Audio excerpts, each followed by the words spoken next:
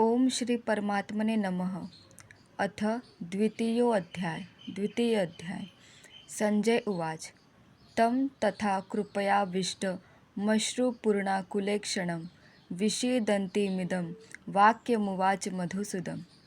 संजय बोले, उस प्रकार करुणा से व्याप्त और आंसुओं से पूर्ण तथा व्याकुल नेत्रों वाले शोकयुक्त उस अर्जुन के प्रति भगवान मधुसूदन ने यह वचन कहा। श्री भगवानुवाच। कुतुत्सवा कश्मलमिदं विस्मे समुपस्थितम् अनार्यजुष्टम स्वर्ग्यमकीर्तिकरमर्जुन।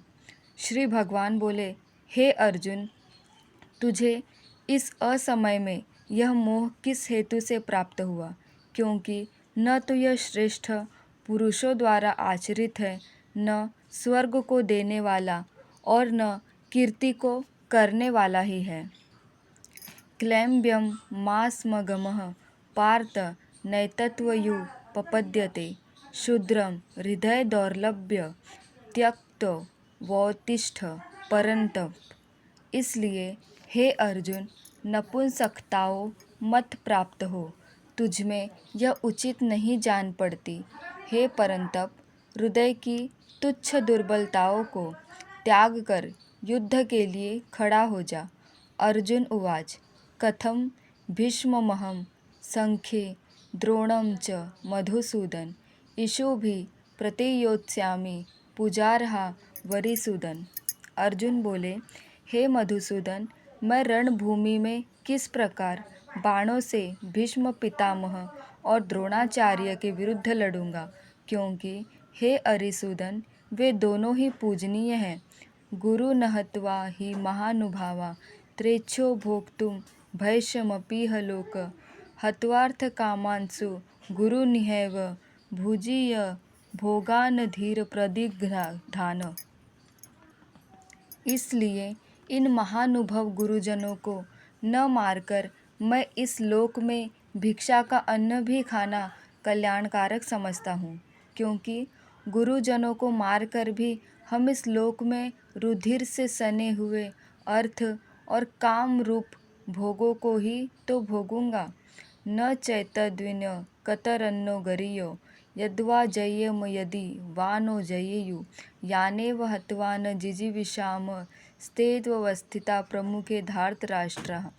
हम यह भी नहीं जानते कि हमारे लिए युद्ध करना और न करना, इन दोनों में से कौन सा श्रेष्ठ है, अथवा यह भी नहीं जानते कि उन्हें हम जीतेंगे या हमको वे जीतेंगे। और जिनको मारकर हम जीना भी चाहते हैं, वे ही हमारे आत्मीय धृतराष्ट्र के पुत्र हमारे मुकाबले में खड़े हैं।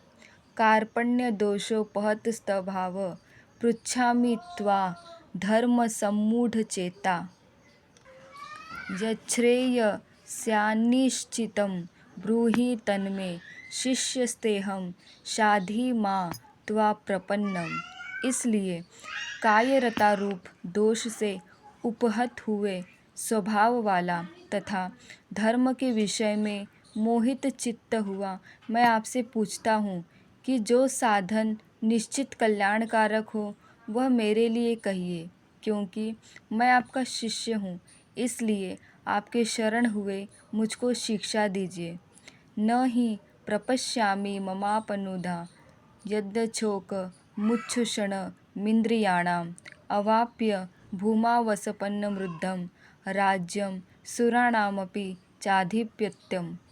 क्योंकि भूमि के निष्कंटक धन धान्य संपन्न राज्य को और देवताओं को स्वामीपने को प्राप्त होकर भी मैं उस उपाय को नहीं देखता हूँ जो मेरी इंद्रियों को सुखाने वाले शोक को दूर कर सके। संजय उवाच। एव मुक्त्वा ऋषिकेशं गुडाकेश परन्तप न योत्स्य इति गोविंद मुक्त्वा तृष्णी बभूवः। संजय बोले, हे राजन, निद्रा को जीतने वाले अर्जुन अंतर्यामी श्री कृष्ण महाराज के प्रति इस प्रकार कहकर फिर श्री गोविंद भगवान से युद्ध नहीं करूँगा, यह स्पष्ट कहकर चुप हो गए। तमुवाच ऋषिकेशं प्रहसन्निव भारत सेनयोरुभयोर्मध्ये विषीदन्तमिदं वचः। हे भरतवंशी धृतराष्ट्र, अंतर्यामी श्री कृष्ण महाराज दोनों सेनाओं के बीच में शोक करते हुए उस अर्जुन को हंसते हुए से यह वचन बोले। श्री भगवानुवाच अशोच्यान्नश्च वशोचत्सवं प्रद्यावादाश्च भाषसे गतासून गतासुष्यं नानुशोचचिंती पंडिता। श्री भगवान बोले, हे अर्जुन, तू न शोक करने योग्य है, मनुष्यों के लिए शोक करता है और पंडितों के से वचनों से कहता है, परंतु जिनके प्राण चले गए हैं उनके लिए और उनके प्राण नहीं गए हैं उनके लिए भी पंडित जन शोक नहीं करते। न त्वेवाहम जातु नासम न त्वम नेमे जनाधिपा न चैव न भविष्याम सर्वे वयमत परम। न तो ऐसा ही है कि मैं किसी काल में नहीं था, तू नहीं था अथवा ये राजलोक नहीं थे, और न ऐसा ही है कि इससे आगे हम सब नहीं रहेंगे। देहि नोस्मि नध्या देहे कौमारम यौवन जरा तथा देहांतर प्राप्तिर्धिंस्तत्र न मुद्याति।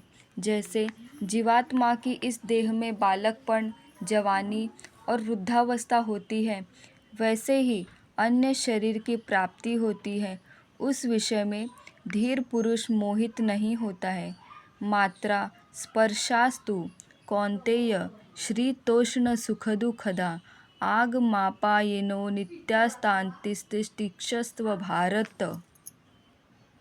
हे कुंती पुत्र, सर्दी, गर्मी और सुख दुख को देने वाले इंद्रिय और विषयों के संयोग तो उत्पत्ति, विनाशशील और अनित्य हैं। इसलिए हे भारत, उनको तू सहन कर। यम ही न व्यथ्यन्त्यते पुरुषं पुरुषशर्भ समुदुःख सुखम धीरम शोषमृतत्याप कल्पते। क्योंकि हे पुरुष श्रेष्ठ, दुख सुख को समान समझने वाले जिस धीर पुरुष को ये इंद्रिय और विषयों के संयोग व्याकुल नहीं करते, वह मोक्ष के योग्य होता है, वह मोक्ष के योग्य होता है। नास तो विद्यते भावो न भावो विद्यते सतः उभरोयपि दृष्टोन्तत्सनयो स्तत्वदर्शी भी। असत वास्तु की जो सत्ता नहीं है और सत्य का अभाव नहीं है, इस प्रकार इन दोनों का ही तत्वज्ञानी पुरुषों द्वारा देखा गया है। अविनाशी तु तत्सिद्धि येन सर्वमिदं ततम विनाश भव्य ययास्तव कश्चित् कर्तुमर्हति। नाश रहित तो तू उसको जान जिससे यह संपूर्ण जगत दृश्य वर्ग व्याप्त है। इस अविनाशी का विनाश करने में कोई भी समर्थ नहीं है। अंतवंत इमे देहा नित्यसोक्तां शरीरिण अनाशिनो प्रमेयस्य तस्माद्युद्धत्सव भारत। इस नाश रहित अप्रमेय नित्य स्वरूप जीवात्मा से ये सब शरीर नाशवान कहे गए हैं। इसलिए हे भरतवंशी अर्जुन, तू युद्ध कर। य एनं वेत्ति हन्तारं यश्चैनं मन्यते हतम् उभौ तौ न विजानीतो नायं हन्ति न हन्यते। जो इस आत्मा को मारने वाला समझता है तथा जो इसको मरा मानता है, वे दोनों ही नहीं जानते, क्योंकि यह आत्मा वास्तव में न तो किसी को मारता है और न किसी के द्वारा मारा जाता है। न जायते म्रियते वा कदाचि न्यायं भूत्वा भविता वा न भूय। अजो नित्यं शाश्वतो पुराणो न हन्यते हन्यमाने शरीरे। यह आत्मा किसी काल में भी न तो जन्मता है और न मरता ही है, तथा न यह उत्पन्न होकर फिर होने वाला ही है, क्योंकि यह अजन्मा, नित्य, सनातन और पुरातन है। शरीर के मारे जाने पर भी यह नहीं मारा जाता। वेदा विनाशिनं नित्यं य एनमजमव्ययं कथं स पुरुषं पार्थकं घातयति हन्ति कमः। हे पृथापुत्र पुत्र अर्जुन, जो पुरुष इस आत्मा को नाश रहित, नित्य, अजन्मा और अव्ययी जानता है, वह पुरुष कैसे किसको मरवाता है और कैसे किसी को मारता है। वासांसि जीर्णानि यथा विहाय नवानि गृहान्ति नरोपराणि तथा शरीराणि विहाय जीर्णा न्यनयाति संयाति नवानि देहि। जैसे मनुष्य पुराने वस्त्रों को त्याग कर दूसरे नए वस्त्रों को ग्रहण करता है, वैसे ही जीवात्मा पुराने शरीरों को त्याग कर दूसरे नए शरीरों को प्राप्त होता है। नैनम छिन्दन्ति शस्त्राणि नैनम दहति पावक न चैनम क्लेदयन्त्यापो न शोषयति मारुतः। इस आत्मा को शस्त्र नहीं काट सकते, इसको आग नहीं जला सकती, इसको जल नहीं गला सकता और वायु नहीं सुखा सकता। अच्छेद्योदमदायो मय्यवक्लेशोऽशोष्य एव चः नित्यः सर्वगतः स्थाणुरचलोत सनातनः। क्योंकि यह आत्मा अच्छेद्य है, यह आत्मा अद्याय अक्लेद्य और निसंदेह अशोष्य है तथा यह आत्मा नित्य सर्वव्यापी अचल स्थिर रहने वाला और सनातन है। अव्यक्तोऽयमचिन्त्योऽयमय विकार्योऽयमच्युयते तस्मादेवं विदित्वैनं नानुशोचितुमर्हसि। यह आत्मा अव्यक्त है, यह आत्मा अचिन्त्य है और यह आत्मा विकार रहित कहा जाता है। इससे हे अर्जुन, इस आत्मा को उपर्युक्त प्रकार से जानकर तू शोक करने को योग्य नहीं है, अर्थात तुझे शोक करना उचित नहीं है। अथ चैनम नित्यजातं नित्यं वा मन्यसे मृतं तथापि त्वं महाबाहो नैवं शोचितुमर्हसि। किंतु यदि तू इस आत्मा को सदा जन्मने वाला तथा सदा मरने वाला मानता हो तो भी हे महाबाहो, तू इस प्रकार शोक करने को योग्य नहीं है। जातस्य हि ध्रुवो मृत्यु ध्रुवं जन्म मृतस्य च तस्माद् परिहार्येत्यर्थे न त्वं शोचितुमर्हसि। क्योंकि इस मान्यता के अनुसार जन्मे हुए की मृत्यु निश्चित है और मरे हुए का जन्म निश्चित है, इससे भी इस बिना उपाय वाले विषय में तू शोक करने योग्य नहीं है। अव्यक्तादीनि भूतानि व्यक्तमध्यानि भारत अव्यक्तनिधनान्येव तत्रदा परिदेवना। हे अर्जुन, संपूर्ण प्राणी जन्म से पहले अप्रकट थे और मरने के बाद भी अप्रकट हो जाने वाले हैं, केवल बीच में ही प्रकट है। फिर ऐसी स्थिति में क्या शोक करना है। आश्चर्यवत् पश्यति कश्चिदेनं माश्चर्यवदति तथैव चान्यः आश्चर्यवच्चैनमन्यः शृणोति श्रुत्वा प्लेयनं वेद न चैव कश्चित्। कोई एक महापुरुष ही इस आत्मा को आश्चर्य की भांति देखता है और वैसे ही दूसरा कोई महापुरुष ही इसके तत्व का आश्चर्यचकित भांति वर्णन करता है तथा दूसरा कोई अधिकारी पुरुष ही इसे आश्चर्य की भांति सुनता है और कोई कोई तो इसे सुनकर भी इसको नहीं जानता। देहि नित्यमवध्योऽयं देहे सर्वस्य भारत तस्मात् सर्वाणि भूतानि न त्वं शोचितुमर्हसि। हे अर्जुन, यह आत्मा सबके शरीरों में सदा ही अवध्य है, इस कारण संपूर्ण प्राणियों के लिए तू शोक करने के योग्य नहीं है। स्वधर्ममपि चावेक्ष्य न विकम्पितुमर्हसि धर्माधीत्य युद्धाच्चयो न्यतश्च शियस्त्र न विद्यते। तथा अपने धर्म को देखकर भी तू भय करने योग्य नहीं है, अर्थात तुझे भय नहीं करना चाहिए, क्योंकि क्षत्रिय के लिए धर्मयुक्त युद्ध से बढ़कर दूसरा कोई कल्याणकारी कर्तव्य नहीं है। यदृच्छया चोपपन्नं स्वर्गद्वारमपावृतं सुखिनं क्षत्रियाः पार्थ लभन्ते युद्धमिमदृशम्। हे पार्थ, अपने आप प्राप्त हुए और खुले हुए स्वर्ग के द्वार रूप इस प्रकार के युद्ध को भाग्यवान क्षत्रिय लोग ही पाते हैं। अथ चैत्वमिमं धैर्यं संग्राम न करिष्यसि ततः स्वधर्म कीर्ति च हित्वा पापमवाप्स्यसि। किंतु यदि तू इस धर्मयुक्त युद्ध को नहीं करेगा तो स्वधर्म और कीर्ति को खोकर पाप को प्राप्त होगा। अकीर्ति चापि भूतानि कथयिष्यन्ति ते व्ययाम संभावितस्य चाकीर्ति मर्यणादति रिच्यते। तथा सब लोग तेरी बहुत काल तक रहने वाली अपकीर्ति का भी कथन करेंगे, और माननीय पुरुष के लिए अपकीर्ति मरण से भी बढ़कर है।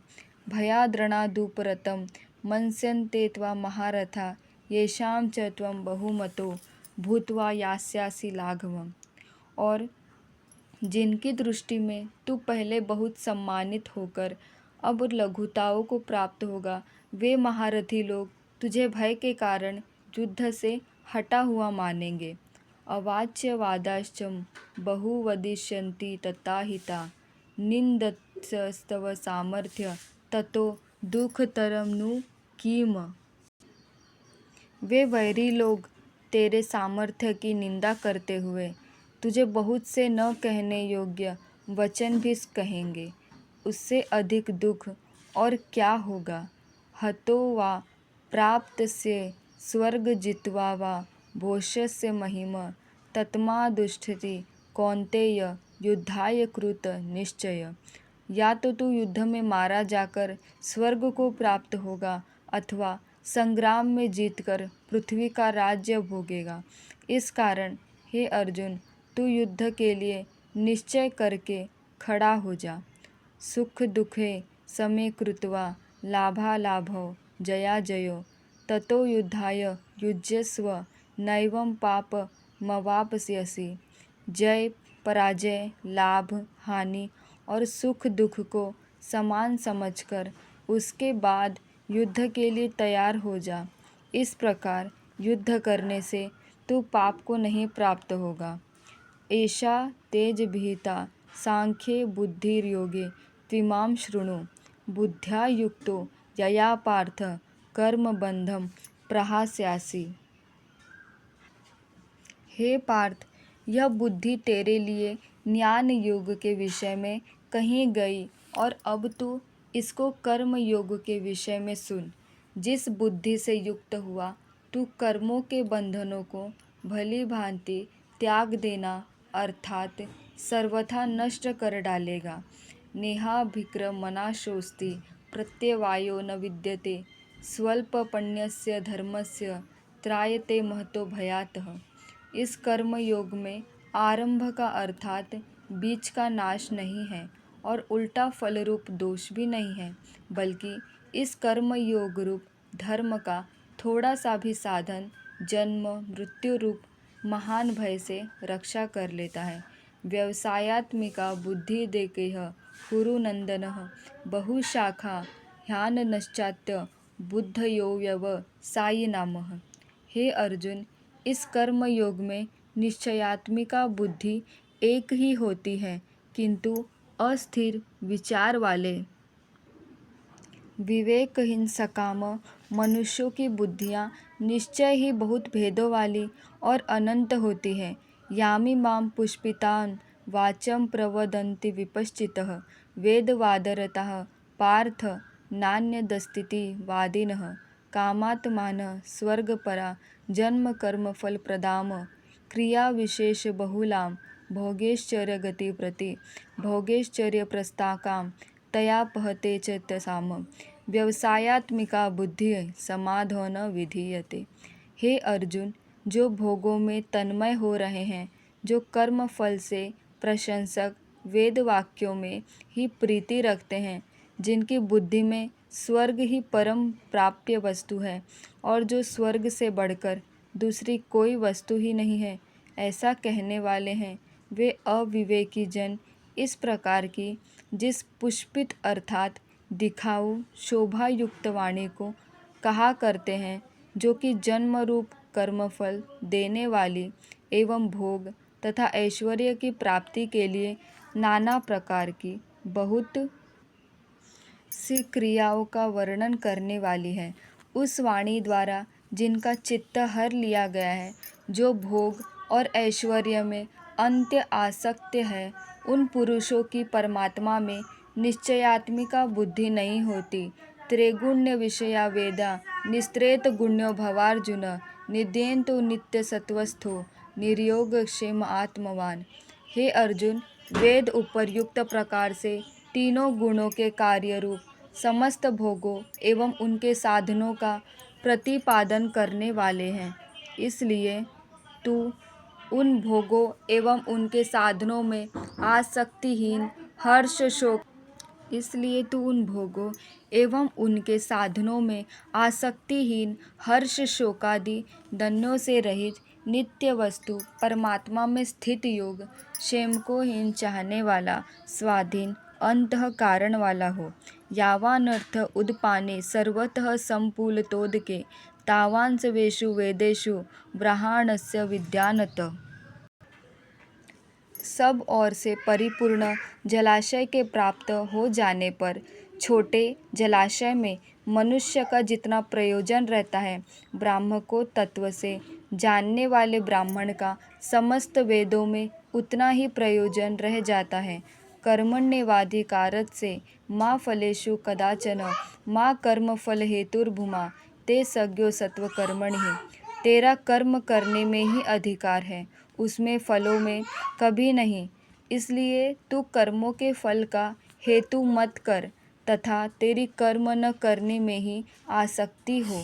योगस्थ कुरु कर्माणि संग त्यक्त्वा धनंजय सिद्ध सिद्ध्यो समो भूत्वा समस्तवम योग उच्यते।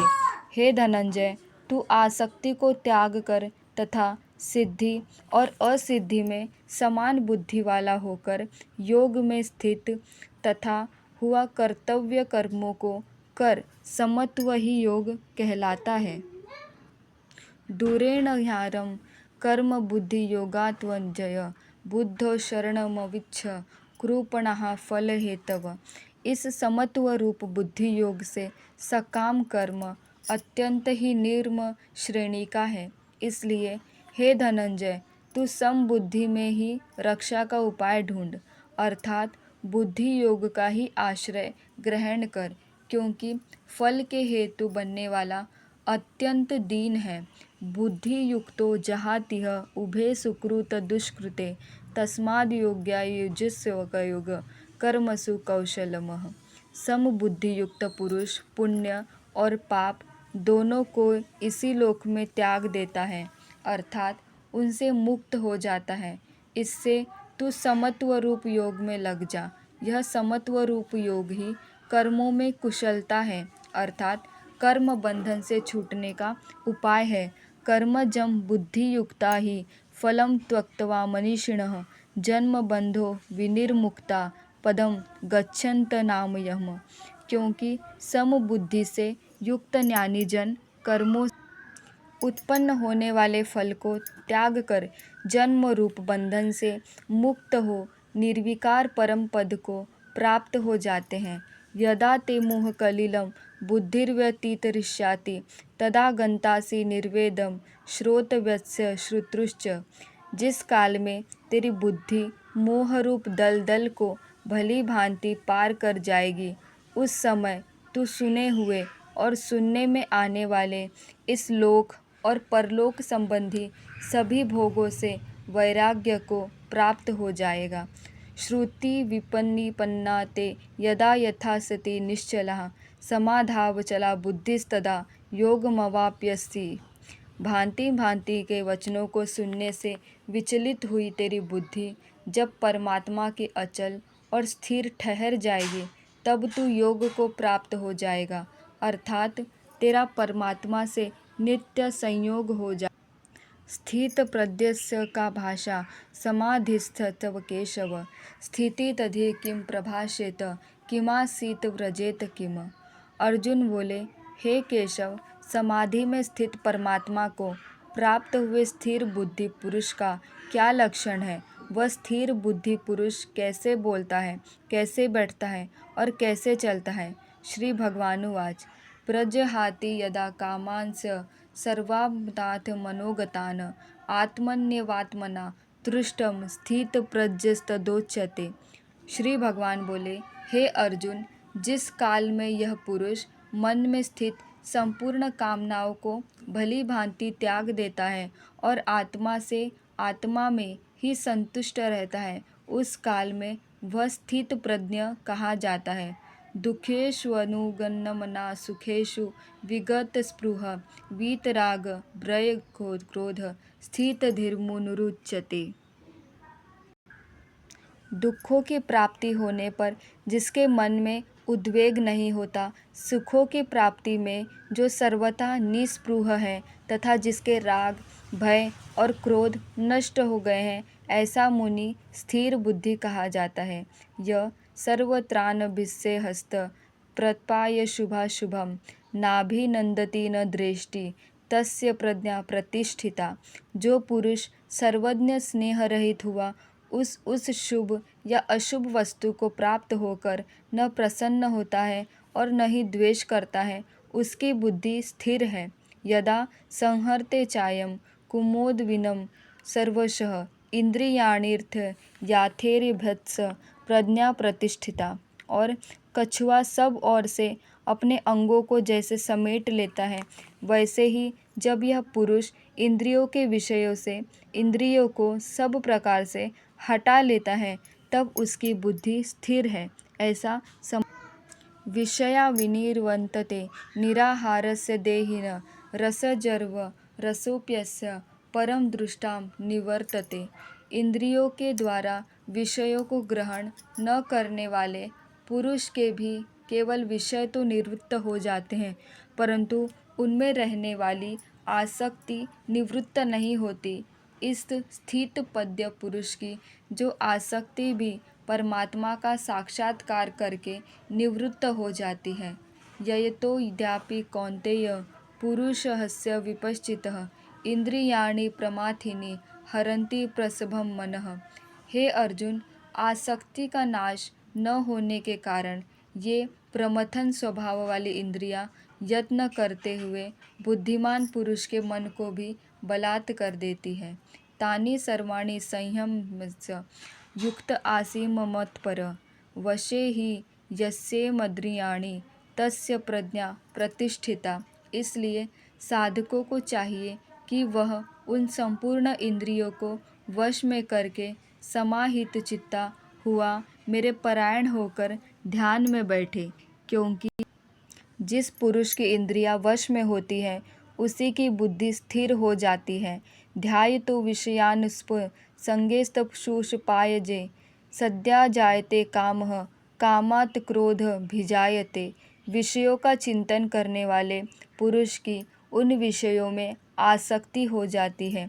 आसक्ति से उन विषयों की कामना उत्पन्न होती है और कामना में विघ्न पड़ने से क्रोध उत्पन्न होता है। क्रोधाद्वाति सम्मोह सम्मोहात् स्मृति विभ्रमः स्मृतिभ्रदाशं बुद्धिनाशो बुद्धिनाशात् प्रणश्याति। क्रोध से अत्यंत मूढ़ भाव उत्पन्न हो जाता है। मूढ़ भाव से स्मृति में भ्रम हो जाता है। स्मृति में भ्रम हो जाने से बुद्धि अर्थात ज्ञान शक्ति का नाश हो जाता है और बुद्धि का नाश हो जाने से यह पुरुष अपनी स्थिति से गिर जाता है। राग द्वेष वीतसवि विषयानिंद्रिय च शरण आत्मशर्विधेयार्मा प्रसाद मच्छिद गच्छत। परंतु अपने अधीन किए हुए अंतःकरण वाला साधक अपने वश में की हुई राग द्वेष से रहित इंद्रियों का विषयों में विचरण करता हुआ अंतःकरण की प्रसन्नताओं को प्राप्त होता है। प्रसादे सर्व दुःखानां हानिस्योपजायते प्रसन्न चेतसो श्वासो बुद्धि पर्यवतिष्ठते। अंतःकरण की प्रसन्नता होने पर इसके संपूर्ण दुखों का अभाव हो जाता है और उस प्रसन्न चित्त वाले कर्मयोगी की बुद्धि शीघ्र ही सब ओर से हटकर एक परमात्मा में ही भली भांति स्थिर हो जाती है। नास्ति बुद्धिर्युक्तस्य न चायुक्तस्य भावना न चाभावयत शांतिर शानत्य कुत सुखमः। न जीते हुए मन और इंद्रियों वाले पुरुष में निश्चयात्मिका बुद्धि नहीं होती और उस अयुक्त मनुष्य के अंतःकरण में भावना भी नहीं होती तथा भावनाहीन मनुष्य को शांति कभी नहीं। और शांति रहित मनुष्य को सुख कैसे मिल सकता है। इंद्रियाणाम ही चरताम यन मनोनुविधीयते तदस्य हरति प्रज्ञाम वायुर्नावमी माभंसी। क्योंकि जैसे जल में चलने वाली नाव को वायु हर लेती है, वैसे ही विषयों में विचरती हुई इंद्रियों में से मन जिस इंद्रिय के साथ रहता है, वह एक ही इंद्रिय इस आयुक्त पुरुष की बुद्धि को हर लेती है। तस्मादस्य महाबाहो निगृहीतानि सर्वशः इंद्रियाणीर्थासे भ्यत्स्य प्रज्ञा प्रतिष्ठिता। इसलिए हे महाबाहो, जिस पुरुष की इंद्रियों के विषयों से सब प्रकार निग्रह की हुई है, उसकी बुद्धि स्थिर है। या निशा सर्वभूतानां तस्यां जागर्ति संयमी यस्यां जागृति भूतानि सा निशा पश्यतो मुनेः। संपूर्ण प्राणियों के लिए जो रात्रि के समान उस नित्य ज्ञान स्वरूप परमानंद की प्राप्ति में स्थित प्रज्ञ योगी जानता है, और जिस नाशवान सांसारिक सुख की प्राप्ति में सब प्राणी जागते हैं, परमात्मा के तत्व को जानने वाले मुनि के लिए वह रात्रि के समान है। आपूर्यमाण मचल प्रतिष्ठम समुद्र माप प्रविशन्ति यद्वतः तद्वत्कामा यम प्रविशन्ति सर्वे स शांति मापनोति त काम कापी। जैसे नाना नदियों के जल सब ओर से परिपूर्ण अचल प्रतिष्ठा वाले समुद्र में उसको विचलित न करते हुए ही समा जाते हैं, वैसे ही सब भोग जिस स्थित प्रज्ञ पुरुष में किसी प्रकार का विकार उत्पन्न किए बिना ही समा जाते हैं, वही पुरुष परम शांति को प्राप्त होता है। भोगों को चाहने वाला नहीं, विहाय कामन्य सर्वानुपुमां शरति निस्पृह निर्ममो निरंकार स शांति मच्छी गच्छति। जो पुरुष संपूर्ण कामनाओं को त्याग कर ममता रहित, अहंकार रहित और स्पृहा रहित हुआ विचरता है, वही शांति को प्राप्त होता है, अर्थात वह शांति को प्राप्त है। एषा ब्राह्मी स्थिति पार्थ नैनां प्राप्य विमुह्यति स्थित्वा कास्या मंतकालेपि ब्राह्म निर्वाण मृच्छति। हे अर्जुन, यह ब्रह्म को प्राप्त हुए पुरुष की स्थिति है। इसको प्राप्त होकर योगी कभी मोहित नहीं होता और अंतकाल में भी इस ब्राह्मी स्थिति में स्थित होकर ब्राह्मनंद को प्राप्त हो जाता है। ओम तत्सदिति श्रीमद्भागवत गीता सुपनिषत्सु ब्राह्मण विद्या योगशास्त्रे श्रीकृष्णार्जुन संवादे सांख्ययोगो नाम द्वितीयोऽध्यायः सम्पूर्णः।